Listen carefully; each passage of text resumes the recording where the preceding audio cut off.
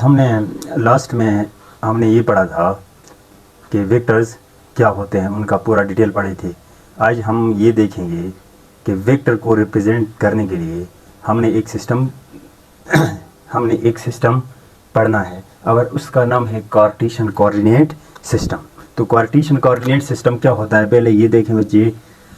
ये एक सिस्टम होता है, the system that is used to represent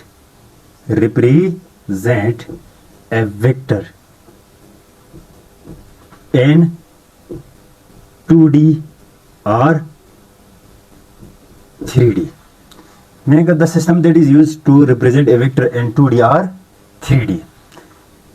इस सिस्टम को सबसे पहले डेवलप किसने किया है? This system was developed by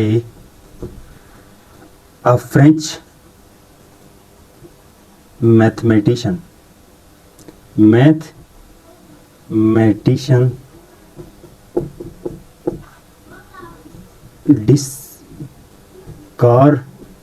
Descartes। इसको किसने डेवलप किया है? डिस्कार्टेस ने। थोड़ा सा मैं कुछ इसके बारे में और लिख रहा हूँ तो बात देखें। This system was developed by French mathematician Descartes. The system consists of 2 or 3 perpendicular lines।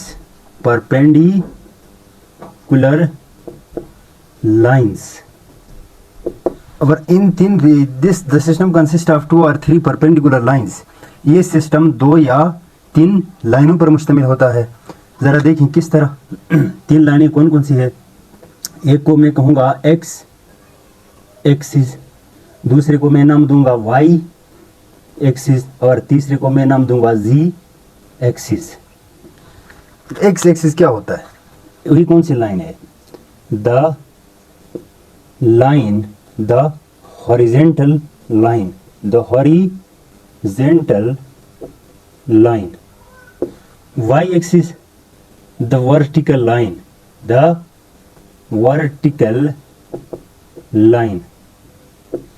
इन दोनों लाइनों को मिला के मैं कहूँगा, इन दोनों लाइन को मिला के मैं एक नाम दूंगा प्लेन एक्सिस। मतलब प्लेन एक्सिस का मतलब क्या है कि ये आपके पास 2D में आ जाएगी। 2D जो मैंने ऊपर नाम दिया गया था कि 2D और 3D में बन जाता है। और ये तीसरी जो Z एक्सिस है, ये क्या है? The line that is perpendicular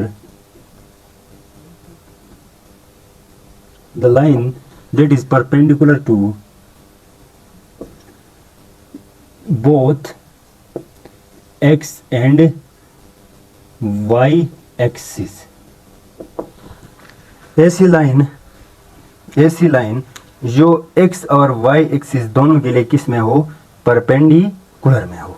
अच्छा, अब बात करते हैं कि इन लाइन की थोड़ी सी बातें करते हैं। कुछ पॉइंट्स लाजमी है जो अपने पास आप नोट करें। दीज लाइन्स आर perpendicular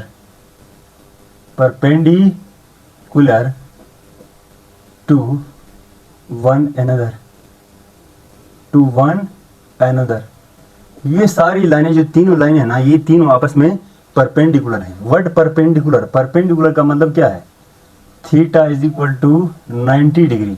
मतलब इन तीनों लाइन के अंदर, लाइन के दरमियान आपस में जो लाइन मिली हुई है, इनके बीच में जो एंगल बनता है वो कितने का बनेगा? 90 डिग्री का। अच्छा, अब मैं आपको ड्रा करूं, ज़रा देखें। ड्रा करूं तो ये लाइनें कैसी बन जाएगी?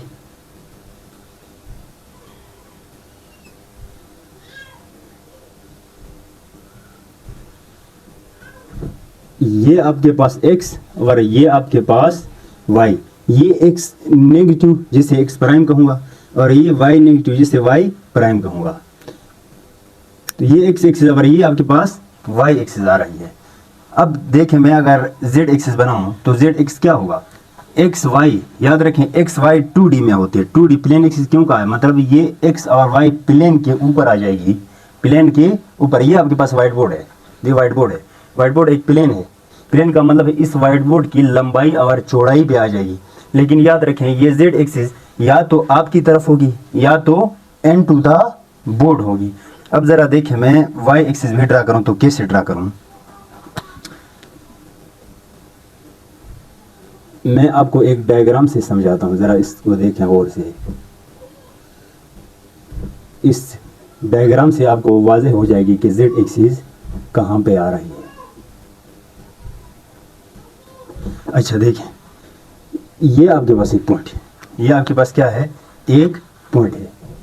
ये अगर ये जो एक्सिस आ रही है उसको अगर मैं x कहूँ तो ये वाली पॉइंट आपके पास, ये वाली लाइन जो आ रही है इसको मैं क्या कहूँगा, y। अगर ये वाली लाइन जो आपकी तरफ आ रही है, जो आपकी तरफ आ रही है उससे मैं क्या कहूँगा, z एक्सिस। तो अगर ये प्लेन में आ रही है, ये दोनों किस में आ रहे हैं, प्लेन में। अगर ये किस में आ रही है, स्पेस, मतलब ये आपके पास 2D है और ये आपके पास 3D है। जिनके पास 3 एक्सिस हो उसे 3D कहते हैं, 2 एक्सिस हो उसे क्या कहते हैं, 2D। अच्छा अब बात करते हैं यहाँ पर मैं लिख लूँगा O का मतलब क्या है, O का मतलब क्या है, तो ज़रा देखें, the point of intersection, the point of intersection is called origin। क्या कहा जाता है, वो पॉइंट जहां एक दूसरे को ये काट रहे हैं उसे हम क्या नाम देंगे, ओरिजिन का नाम देंगे। अगर इधर देखें यहाँ पर ओरिजिन कौन सा आ रहा है, ये वाला ओरिजिन आ रहा है। ये वाला क्या है आपके पास, ओरिजिन। ये वाला क्या आ रहा है, ओरिजिन। तीसरी बात देखें, इन दो एक्सिस के बीच में हमेशा एंगल कितने का होगा, 90 डिग्री, क्योंकि मैंने ऊपर क्या लिखा है, these lines are perpendicular to one another. ये दो लाइनों के बीच में क्या आएगा, 90 डिग्री, और इनके बीच में क्या आएगा, 90 डिग्री। अब बात करते हैं एक नई पॉइंट, देखें कि ये जो 90 डिग्री ये एंगल है ना, एंगल कैसे मेजर किया जाता है। तो इसके लिए एक कन्वेंशन है, by convention angle is measured from positive x-axis and anti-clockwise direction, कैसे जरा देखें, ये मेरे पास पॉजिटिव x है, ये मेरे पास नेगेटिव x है, ये पॉजिटिव y है और ये नेगेटिव y है।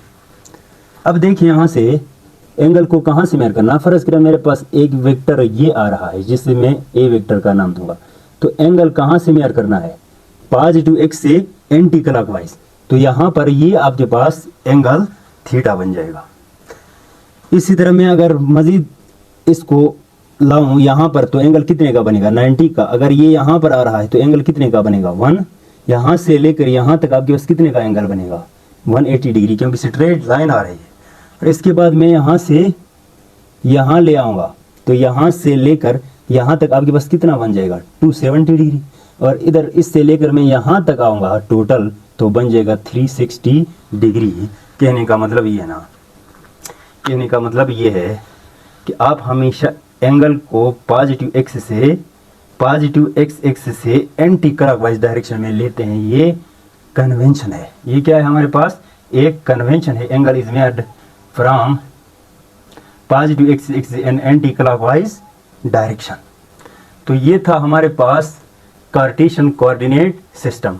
तो मैंने क्या लिखा था, system that is used to represent a vector and 2D और 3D। 2D मतलब ये और 3D मतलब ये। The system was developed by French mathematician Descartes. The system consists of 2 or 3 perpendicular lines.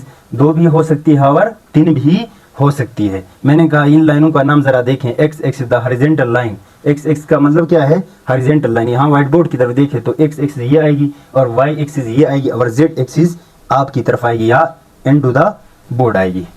The line, और मैंने क्या कहा? The horizontal line is called X axis, the vertical line is called Y axis, और इन दोनों को मिला के मैंने क्या नाम दिया है?